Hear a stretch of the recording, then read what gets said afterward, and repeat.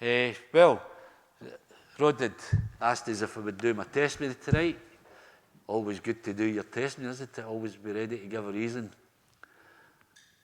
before people as to what the Lord's done in your life. And your testimony can be short or long, but I've got a wee bit of time, so I could take you back to the day that I was born. So it's 30th of January 1954. I was born, my mother was seriously ill, and when I was delivered, I was what they called a blue baby. Some of you will know what that is. Sometimes people think, or medical reveals, that it can lead to problems with your heart, could lead to problems with your lungs, other complications as well. But basically what it is that it's a lack of oxygen in your blood. When your heart's pumping blood into your lungs, it doesn't get oxygenised, and therefore you go blue as a consequence of that. But, you know, the Lord knew me then, and he brought me through that. And my mother was still in the hospital. She was to get a major operation in her heart, and she was critically ill for a long time. But what happened with me was, because I was the last of a family of 5, and it was just my dad and my oldest brother, and the house was 12 at that time, or thereabouts, I went to stay with my auntie. It stayed no very far from us down in Postle Park. And my auntie was in the Salvation Army. And so therefore, as a baby, I wasn't christened. I'm only one in my family not even christened. But I was dedicated to the Lord, which is what we would normally do in a service for people now, for kids now. And so therefore, that was probably the start of my journey for when I was born and going through that. I was away with her, I believe, for about 6 months. And then my mother had the operation. It's amazing how God works. When my mother got that operation, and he said if it was a success, that she would last maybe 10 years. My mother was roughly 32 when I was born, so by the time I'd be about 10-year-old, it'd be unlikely that she was still going to be alive by then. My mother lasted till she was 77. And the interesting thing is, Charlie Anderson, now I didn't know nothing about Drumchapel Baptist Church. Drumchapel was just getting built when I was born. It only been started in about 1950 or 51. And Charlie Anderson, Dr. Anderson, who was our secretary, was a consultant. He wasn't a consultant then, but he was a heart surgeon. And he was one of the people who was involved in the team when my mother actually had the operation. So it shows you where things come together and the plan that God has for your life. And of course, I just went through life as you do when you're a kid. You do all the things that kids do. We went to school. We went to the assembly, as they called it, probably about once or twice a year. And we went up to the church near where the school was. And we went into church. And what did we do? Last sat with a few of the guys at the back of the church. We played cards. Okay, so we didn't listen to what the minister was saying. We weren't interested about what the minister was saying, but it was good to be there because we could go in a wee huddle and do what we were wanting to do. And from that, I just continued, went into teenage years, still didn't really know God in any shape or form. Knew about the Bible, I'd read bits of the Bible, but didn't know God.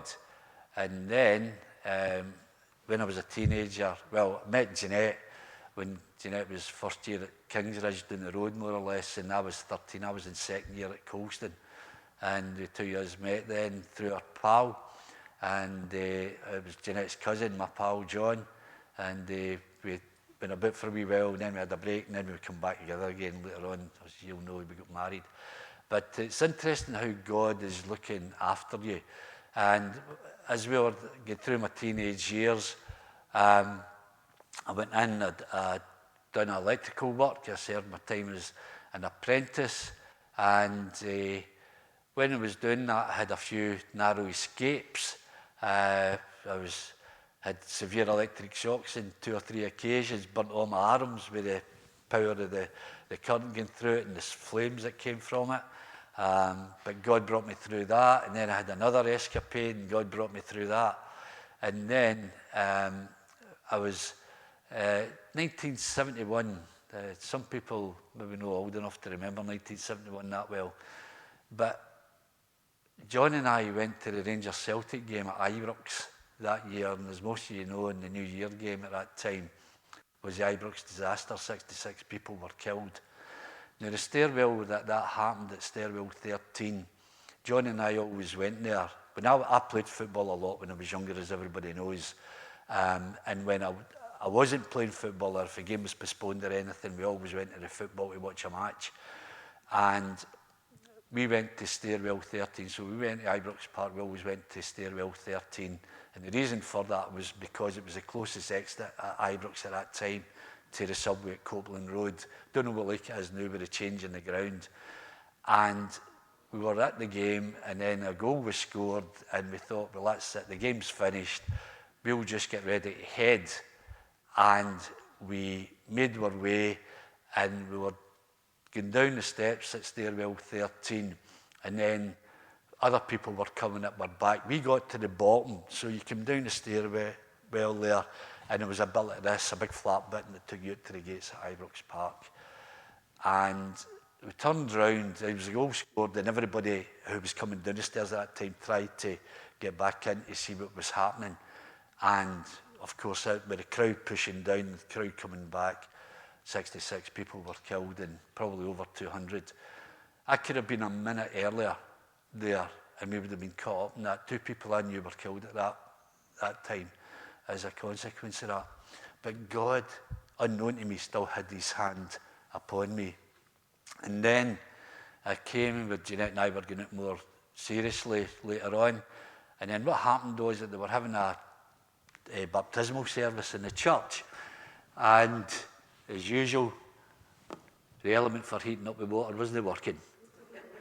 As it happened in those days, you know, there was always a problem with the electrics in this church for years and years and years.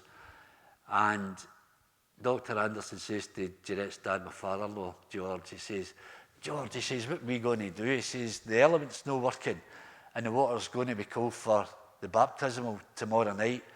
And he says, don't worry, Dr. Anderson, my daughter's going with a guy, and he's an electrician. I'm going to go up, he's up in the house, and I'm going to ask him if he'll come down and have a look. And that was really my first introduction as such to the church. That was probably about 1974, something like that, 73, 74. And I came down, had a look, saw what the problem was, fixed the problem up, put another socket in, put an element in. Of course, the water's all lovely and hot for the Sunday night. And what happened was Dr. Anderson says, you must come to the service tomorrow night and see this. Have you ever seen a baptism? I said, no, I've never seen a baptism. And he says, well, you come and see it. So I went, and that was my introduction to the church. And then I came on a regular basis. And what happened was that later on, Mark's dad came as a minister. And one night, previously we had been out at meeting the church, and we went to a place, Mark will remember, I can never remember where this was, but it was quite an interesting, it was a funny thing. What had happened was at this time was that this person that was speaking said, you know, if you've been a Christian for 50 years or whatever, like, you know, stand up, 40 years and whatever, stand up, 30 years and whatever. And all these people were beginning to stand up as the years were decreasing from it. And I was sitting there and I was thinking to myself, I wonder why I'm not standing up here. And I knew why. It was because of my pride. I didn't want somebody else ruling my life. I'd been brought up in quite a strict home. My father was a Navy man, and he'd been in the boys' service for when he was a wee boy, 12 years old. My father went into boys' service in the Royal Navy prior to the Second World War, 1936 it was. And he had been brought up in a real disciplined fashion. And so the children were brought up in a real disciplined fashion. You know, you get up in the morning, you get washed, you got shaved, you got dressed, and you went out and you worked. Or if you weren't working, you went out and looked for work. It was a right tight regime. You didn't get no slack cut with my dad. And that was the thing. He says, if you're ever going to get anything really in your life, you're going to have to work at it and get it.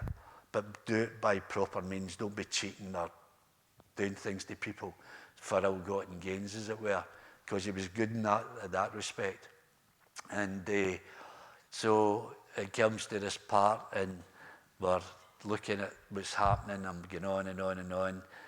And as these people are all standing up in this hall, I said, I'll need to speak to Colin about this. God spoke to me. I said, I'll need to speak to Colin. So Mark's dad comes up to our house on the Tuesday night. I always remember this. And I got down before the Lord on my knees, and I prayed and asked Jesus to come into my heart. And the Sunday, we were doing the service, and Colin was preaching in the morning, and he says, in the night, in those days we used to do open air. Remember Martin and Tina in the back courts? And we're in the back court, just across the road there, just facing the church. And Colin says, and I've got somebody who's going to give their testimony tonight, he said, and they're going to tell you the reason why God had come into their life. And he gives me the microphone. You know, and I said, what am I going to do? And he says, you're just going to tell them how you accepted Christ as your Saviour. And that was the first time I'd ever given my testimony about how God had come into my life. But you know, things happen in your life, and it's something that's always stuck with me. I've been through different things, you know, now. We're in a serious car accident with Craig and Emma, and Craig's pal in it. And the car was completely wrecked. And the taxi driver who saw us in the state of the car, we walked out it, he actually thought I'd died. And I didn't. I got out of the car, managed to open up the door. We all got out, didn't we? And apart from a bruise in Craig's wee pal's leg, not a scratch in any of us. But all these things had happened, you know, when you're thinking about how God is looking after you, and you don't recognise it in your life, and yet for the day one, I was being looked after by God, but never actually recognised it. And as I say, I had read quite a lot of the Bible, done a lot of reading when I was young, loved books, and, you know, God really became apparent to me, became real to me. It just wasn't something that people talked about. I recognised God in my life, and of course, I remember in the church, and you still hear people preaching and singing and hymns and everything like that, and a whole load of things had happened, and you grow in Christ as you're going, because I think it's one of these situations that when you're a young Christian, you need people round about you. And I remember Charlie Anderson saying to me, he said, 12 years you've came to this church before you committed your life to the Lord. He says, do you know, 12 years we've been praying for you. 12 years we've been praying for you because we knew that you were God's. Is that not something amazing? That they felt that God had a call in my life, and he did. And so therefore, as a consequence of that, and then of course, later on, we get married and everything else. The children come along, Craig and Emma. They become baptised as well. They accept the Lord as their Saviour. And it's wonderful to know that your family are saved. Craig's wife, Janice, is saved as well, as we know. And we're praying that Liam, Emma's husband, will be saved as well, that Lord will work in his life as well. But it's one of these situations, I think, where you're astounded by what God does in your life. There was times in my life when, as I say, I wanted to play football. I wanted to be a professional footballer. It didn't work because my dad didn't want me to do it. It wasn't for any other reason. He didn't believe it was right for me. He wanted me to go and get a proper job, as he said. Never done the football. There was times when probably I could have been in different jobs, earned a lot more money than what I was actually getting. But they weren't for me. Money was never an interest to me. I never chased money. I believed that God would look after us. Jeanette and I both prayed about that when we were first married. We never had any money. We had a bedroom that was done. There was nothing else in the house. And there wasn't a carpet, no furniture, was there though? No a stick of furniture. We had a bed and a carpet. And that was our lot. The rest of the house was bare. And God has provided for us all our married life. So he is, and as one of the things that's never interested me was looking after money or chasing money. It's of no interest. I always believed firmly in faith that God would always provide. If we needed something, God would provide it. And a great thing happened one of the times, because remember, most of you will not remember Alec Love and Colin and Margaret McMillan, and we were up. They had got a bill in, didn't they, for a bill for to pay, and we were asked to go up to the flat. It was up in Maryhill, and we were asked to go up and pray. So, and we went away up, and we were praying, and the postman, believe it or not, the postman came to the door with an envelope. This is unbelievable. The postman came to the door with an envelope, and they went up and they got it, and they opened it up, and there was a cheque inside it for almost the exact amount of the debt that was to be paid. It was unbelievable. I mean, you think, oh, this is coincidence or whatever. Believe you me, it wasn't. It was about prayer and about the provision of God. And these things have happened to us lots of times over the years that we've been married, and we've seen God's provision. But it's not only about that. When you're saved, it's about where do you go from then, because the sin question's been dealt with. And I was mentioning this 3-4 weeks ago in the prayer meeting. It's what are you doing now for God? The sin question's been dealt with. Where have you went? How have you grown? How have you matured? And what part of your life are you giving over to the Lord in your life? Are you giving him a wee portion? Are you giving him a middle portion? Or are you trying to give him it all? And I've always tried to do everything that I can in the Lord and praying about things. I pray every day when I'm walking about things during the day. I pray about things. Show me this, show me that. Should I do this, should I do that? I ask God about decisions 24 hours a day almost. So I do. And I think it's really important that when God sees you progressing, I never thought for a minute, when I came into this church way back in 1973, 74-ish time, that I would ever be preaching or anything else. I just thought when I'd done it, I'd be sitting in the pews where you're sitting, and I would just be part of a group of people. But God didn't have that. I was called to the lay preachers. I had to turn it down the first time I was asked. Didn't believe it was right. I was asked a second time. I turned it down again because I prayed about it. Didn't think it was the right time. And then I was asked again. And back in, I think it was 2010 or something like that. Can't remember. I spoke to Gordon about it, and we prayed. The church prayed about it, and they gave me the call to go to the lay preachers. It was the church been sending me out to that, and I think that was an important aspect of it, because God wanted to use me in some sort of way, and I didn't want to resist God. And when God called me, I went.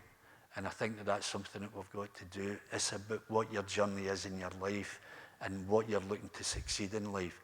We don't succeed, as we were hearing this morning, if you're putting things before God, it doesn't work. It seems good for a wee while, and then it gets destroyed, and then you've got to start again. And then you do it again, you make the same mistake again, it happens again. And I just pray that the Lord keeps me and watches over me and leads us. Jeanette and I both. It's not just about me, it's about both of us. Because we're married, we're in the Lord together. The decisions that we make are in the Lord together. And I believe that the Lord answers us and keeps us together for that particular reason. And there's a lot that we can do. And you don't talk about what you do with other people or how you can help other people. The Lord just guides you to people, and you do what you can at the time that's necessary to help people. And I just hope that as we're growing as Christians and as we go through our life as Christians, is God making you more mature as your life progresses? Or are you staying where you are and staying and sticking to the same old things that you always stuck with? And I just hope that the church, as it is today, God's adding new people to this church. It's been huge changes since we first came here. But God is asking people and telling people to come to join the fellowship. And I believe that God will answer our prayer, that we'll see people continue to join this fellowship, because he's got a love for it and for the people.